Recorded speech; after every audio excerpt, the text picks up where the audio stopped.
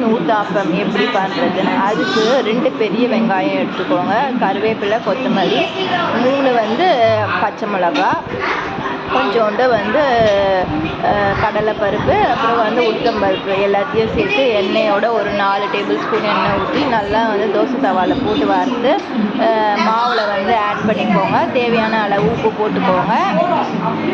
நல்லா வந்து கலக்கிட்டோன்னே வந்து நல்லா மாவும் வந்து வெங்காயமும் 2மே சேர்த்து வந்து நல்லா வந்து கலக்கிட்டோன்னே வந்து கொஞ்சம் வந்து அதாவது ஒரு 1/4 கிளாஸ் தண்ணி வந்து ஆட் பண்ணிக்கோங்க. அப்புறமா தவா காஞ்சோன்னே அதில் 1 டேபிள் ஸ்பூன் எண்ணெய் ஊற்றி வந்து தோசை அதாவது ஊத்தப்பம் வந்து சின்னதாக உங்களுக்கு வேணும்னா பெருசாக வந்து ஊற்றிக்கலாம். நான் வந்து சின்னதாக வந்து ஊற்றிருக்கேன். நல்லா ஒரு 2 டேபிள் ஸ்பூன் எண்ணெய் வந்து ஊற்றி ஃபுல் தீயிலே வந்து வைக்கலாம். நல்லா வந்து பொறன்னு அது மாதிரி வந்தாலும் திருப்பி போடலாம்.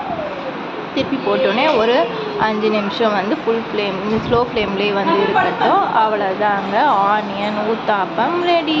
இதை வந்து நீங்கள் எல்லா சட்னிக்கும் வந்து வச்சுக்கலாம், சாம்பாருக்கும் வந்து வச்சுக்கலாம், வடைக்கறிக்கும் வந்து வச்சுக்கலாம். உங்களுக்கு எது பிடிக்குமோ அதை வந்து நீங்கள் வச்சுக்கலாம். நான்வெஜ்க்கும் வந்து தொட்டு சாப்பிட்டா சூப்பராக இருக்கும்.